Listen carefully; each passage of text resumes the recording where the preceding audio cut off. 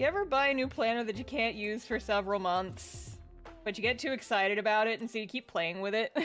You can't use it till January, but you're just too excited and so you want to keep playing with it. That's me. So I was waffling back and forth because the Hobonichi planner I bought, it comes in 2 sizes, or at least I was considering 2 sizes. There's an A5 size and an A6 size, and the A6 size is real tiny. I've heard some people call it Bible size. It's real little. It's on grid paper, and so the grids are pretty small, and so you're kind of like tempted to write really small. But the reason I was originally interested in the little one is because I figured, okay, I'm not like a mega journaler or anything. I'll get the little one because it's not a whole lot of space to fill every day, and that'll hopefully make it easier to keep up with. So I got the little one. I finally got it in the mail, and I'm looking it over and I'm thinking, this might be too small. Because I realized that the A5 size, the bigger one, is like the same size as the journal that I've been using for the last couple of months. And so I'm like, this actually isn't that much space, and this would give me like more room to paste stuff into it.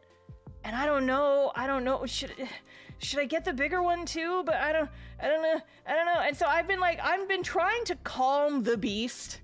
Do you guys ever just get like a little bit obsessed with things and your brain just will not stop circling? It's like, okay, this is the solution. We have the solution, brain. You can stop thinking about the problem. And then my brain's like, but I want to fix the problem now. I want to fix the problem now. We could just go on the website and pay some money and fix the problem now. And I'm like, brain, no, stop it, put it down. Put it down. Brain, put the thought down. And your brain's just like already checked onto the JetPens website and you're just like, brain, stop it. So what I ended up doing, one of the other reasons I was considering getting the bigger one is that the bigger planner has a vertical weekly layout, which I need. I need a vertical weekly planner to keep track of my life. That is my beloved. That's the main kind of planner I've been using for the past couple of years, and it keeps my life in order. I need a weekly vertical planner.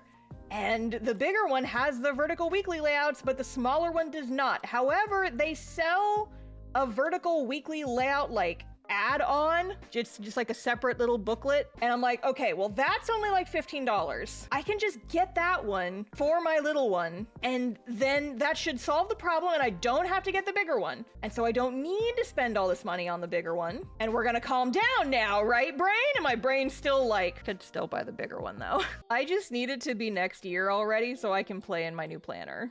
Planners nearly never helped me in the past, so a friend recommended bullet journaling to me, and I'm going down a rabbit hole. See, that's my thing, is I'd like heard of bullet journaling, but bullet journaling was actually like one of the things that stopped me from keeping a journal for so long. So I would always see the girlies with their really pretty bullet journals and like all the fancy layouts they would do, and they would like spend all their times making these really artistic and like beautiful to-do lists and stuff. And it intimidated me so much because I thought, oh, well, if I'm not doing that, then I shouldn't do it. And I have recently come to the conclusion that no, that's stupid. It's my journal and I'm not gonna turn into a journaling influencer, so my layouts don't have to be that pretty. I can just kind of do whatever I want. Who has time for that? These people apparently, but they also do it for social media, which means that it's kind of a job for them, so like I get it, but my God, I could never.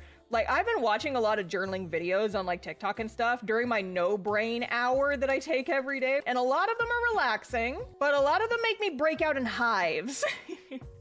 If I see like a really intricate to-do list video, they make me so itchy, they make my anxiety worse. It's like, yes, I acknowledge that like this is a very well put together video of you generating like your planner layout for next week. If I keep watching this, I am going to break out in hives. Because it stresses me out to watch.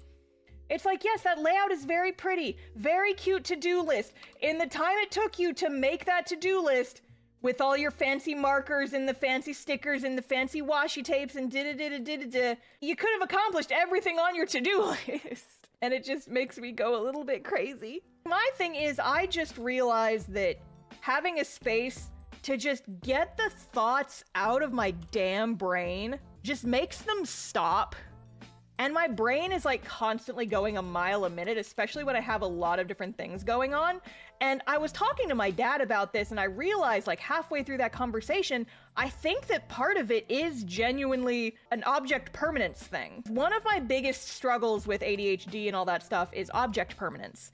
If I stop thinking about something, it does not exist. If I'm not actively engaged in thinking about something, then I'm going to forget it, and I know this about myself. And so my brain will just like constantly think the same thought over and over and over again, as if to remind me, hey, this is a thought you need to be having. This is a thing you need to be thinking about. And so we're going to circle the drain and keep having the exact same thought until you do something about it. And a lot of times for me, it's like, oh, this is a chore I need to do. And so I'll write it down in my Trello. I've been using Trello up until now. I genuinely don't think I could survive without Trello at this point, because like what I've done with Trello is I've made it so that my regularly repeating tasks are all automated. So every morning I wake up, depending on what day of the week / month it is, my Trello will automatically generate a daily to-do list for me. And so I wake up at like 8 o'clock in the morning, I pop open Trello, and Trello says, hey, here's all the chores you need to do. And I'm like, okay, cool. And I have it set up so that there's like, if it's an internet-based thing, there's a hyperlink in each item of the to-do list. So all I have to do is like click on that, click my little buttons, and then I'm done. And then I can just like get rid of that tab. And it's so easy, and I love it. And it has genuinely taken so much of a weight off my brain, because now I don't have to have those thoughts circling in my brains. If I need to pay my taxes, I don't have to think, oh, is it time for me to pay my taxes yet? I don't know, because my Trello will tell me. And so ever since I set that up, I do not have those specific thoughts going around in my head anymore. And it makes my life so easy. But here's the thing. Because now I don't have to worry about those thoughts. My brain starts filling the void with other thoughts. Like, what if all your friends hate you, actually? And it's like, all right, who put that there? That doesn't need to be there. That's a silly thing to think, because I know that my friends don't hate me. And then instead of when do I need to pay my taxes, my thoughts will start circling, oh, that thing you said last week was dumb. Oh, like, you said this thing, your friends probably didn't like that. They didn't respond to your message immediately, so it probably means that they hate you, actually. And I know that that's stupid and not correct. But, like, my brain keeps circling on it. It's just, it's trying to fill the void with something. And so journaling and the act of writing out those feelings is kind of like the Trello board. It's like you write down the thoughts to remove them from your head. If you put the thoughts somewhere, then they will not be in your head, and your brain is like, okay, we figured this part out. We've thought through this, we've processed it, we've put it down in the notebook, we've written it down somewhere so it's not just ephemeral floating in the void anymore. It's real, we have written it down, and now we can actually think about it and process it. Whoa! Holly, thank you for the donation. Here's the money for your larger journal. I hope I looked up the cost the right size. Holly! Holly, you can't enable me like this! Holly! No! Oh my god, thank you! You did not have to do that! I can't believe this. Oh, that's very funny. Thank you. Thank you. That's so nice. You're being such an enabler right now. I can't believe this. How dare you, frankly. Well, I guess I know what I'm doing after stream.